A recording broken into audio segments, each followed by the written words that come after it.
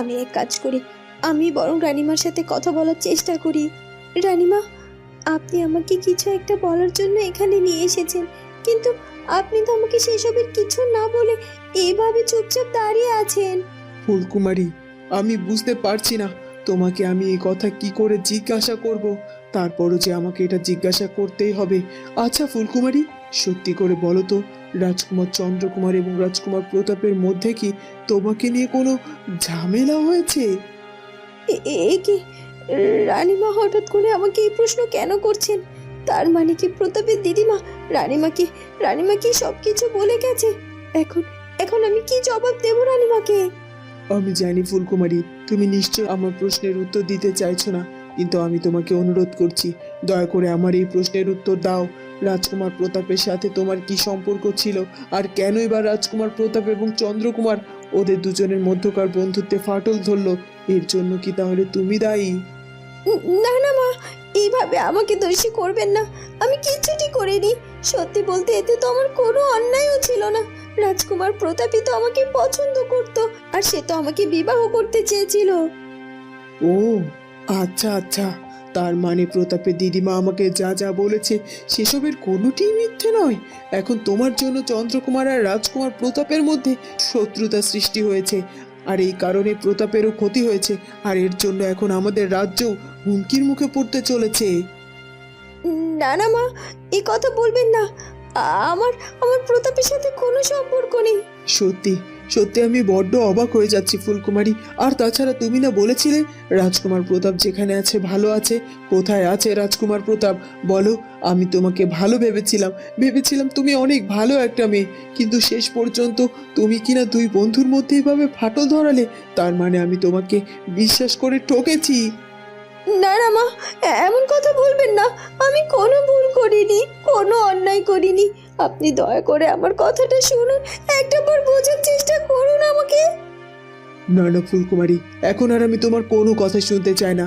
আমি আমার কক্ষে যাচ্ছি, আর রাজকুমার চন্দ্রের সাথে আমার অনেক কথা আছে। এই কথা বলে রানী তাড়াতাড়ি করে সেখান থেকে চলে যায়।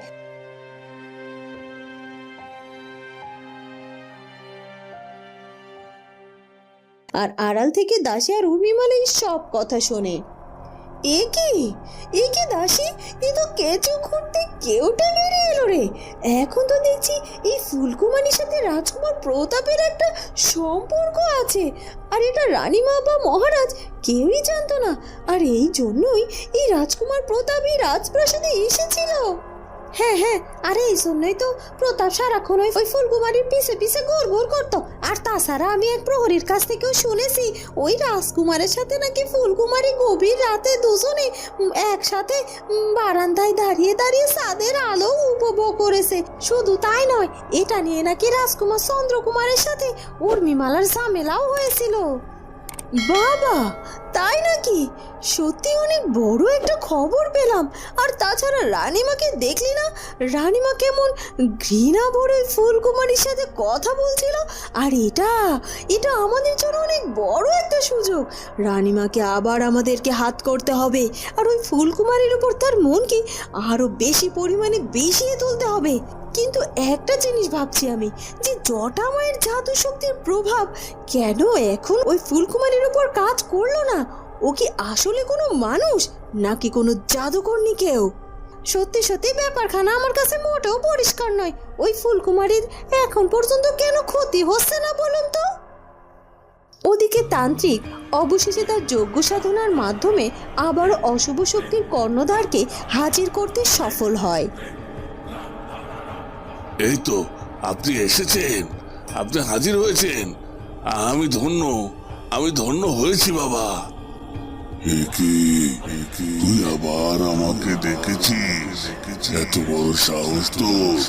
তুই বারবার কেন আমাকে এভাবে বিরক্ত করিস, আর কেন এভাবে আমাকে ডেকে আনছিস? ক্ষমা করবেন আপনি আমাকে এভাবে বিরক্ত করার জন্য। আমরা সত্যি ক্ষমা প্রার্থী, কিন্তু আমি যে অনেক বড় বিপদে পড়ে আপনাকে ডেকেছি। আপনি দয়া করে ওই সুমনকে তার আসল রূপ ফিরিয়ে দিন। ও আপনার শক্তির আরাধনা করে, ও না বুঝে একটু ভুল করে ফেলেছে, আর তাই বলছি ওকে ক্ষমা করে দিন। তান্ত্রিক, তুই আমার প্রিয় সাধক, আর তোর কথা আমি এবারের জন্য মেনে নিচ্ছি। ওকে আমি ওর আসল রূপ ফিরিয়ে দেব। তবে হ্যাঁ, ওকে যদি আর কখনো কোনোদিনও কোনো ভুল করে, তাহলে ওর এমন অবস্থা করবো যে ওকে সারা জীবন অনুতাপ করতে হবে। না না, ও আর কোনো ভুল করবে না। আপনি দয়া করে ওকে ওর আসল রূপ ফিরিয়ে দিন। ঠিক আছে, আমি এক্ষুনি ওকে ওর আসল রূপ ফিরিয়ে দিচ্ছি। এই কথা বলে অশুভ শক্তির কর্ণধার সুমনের উপর শক্তি প্রয়োগ করে আর সুমন আবারও তার আসল রূপে ফিরে আসে। এবার আমার কাজ হয়েছে, এবার কি আমি যেতে পারি? অবশ্যই অবশ্যই আপনি যাবেন, কিন্তু তার আগে আমাকে একটু সামান্য সময় দিন। আমি তো আপনাকে অনেক তপস্যা করেছি, সব সময় আপনার আরাধনা করে গেছি, আর তাই আপনার কাছে আমার একটা আর্জি আছে, আর আমার এই আর্জি আপনাকে পূরণ করতে হবে। ঠিক আছে, বলে ফেল, তাড়াতাড়ি বলে ফেল, আমার হাতে সময় খুব কম।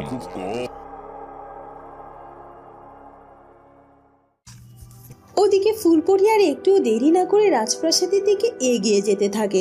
তখন রাজকুমার চন্দ্রকুমারও রাজপ্রাসাদ থেকে বেরিয়েছে। ফুলপরির সাথে তখনই তার দেখা হয়ে যায়। এ কি ফুলপরি, চুপ করে আছো কেন? আর তাছাড়া তোমাকে এমন চিন্তিত দেখাচ্ছে কেন?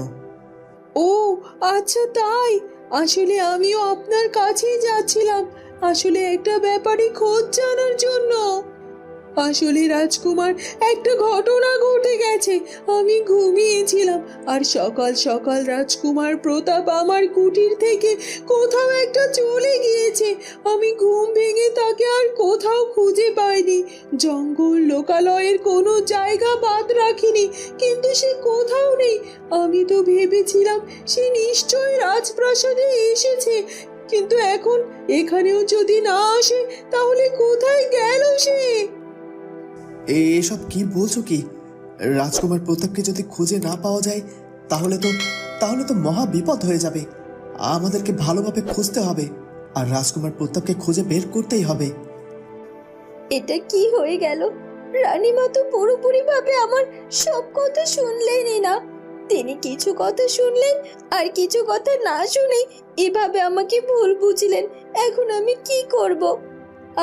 আমি তো কোনো অন্যায় করিনি, তাহলে কেন কেন আমার সাথে বারবার এমনটা হয়? না না, আর কোনোভাবে রানীমাকে কিছুতেই ভুল বুঝতে দেওয়া যাবে না। তাকে সব সত্যিটা আমাকে খুলে বলতে হবে। আর এটা শুধুমাত্র রাজকুমার চন্দ্রকুমার করতে পারবে, সে তার মাকে বুঝিয়ে বলতে পারবে। না না, আমি এক্ষুনি রাজকুমার চন্দ্রকুমারের কাছে গিয়ে তাকে সব কিছু খুলে বলবো, আর তাকে বলবো সে যেন মাকে সবটা বুঝিয়ে বলে। এ কথা বলতেই হঠাৎ করে ফুলকুমারীর শরীরটা যেন খারাপ লাগতে শুরু করে। এ কি হঠাৎ করে আমার আমার মাথাটা এমন যন্ত্রণা কেন করছে? আহ আহ বড্ড বড্ড খারাপ লাগছে আমার। এমনটা কেন লাগছে? কেন কেন এমনটা হচ্ছে? আমি তো বুঝতে পারছি না। এই তো দিব্যি আমার শরীরটা ঠিক ছিল, তাহলে এখন এমনটা কেন লাগছে? আমার মাথাটা যে ভীষণ করছে। কি কি করব আমি? আর পারছি না। এই কথা বলতেই হঠাৎ করে ফুলকুমারী অজ্ঞান হয়ে মাটিতে পড়ে যায়, আর দাসী আর উর্মিমালা সেখানে এসে হাজির হয়। এই দেখুন, আমার তো মনে হচ্ছে জটামায়ের শক্তি কাজ করতে শুরু করেছে ফুলকুমারীর উপর। ও কেমন অসুস্থ হয়ে মাটিতে লুটিয়ে পড়ে আছে দেখুন। আমরা সফল হতে পেরেছি মনে হচ্ছে। বন্ধুরা, কি হতে চলেছে এরপর সেটা জানবো আমরা ফুলকুমারী গল্পের পরবর্তী পর্বে। আর আমাদের আজকের পর্বটি ভালো লাগলে অবশ্যই আমাদের চ্যানেলটিকে সাবস্ক্রাইব করে দিও। দেখা হবে পরের পর্বে। ধন্যবাদ।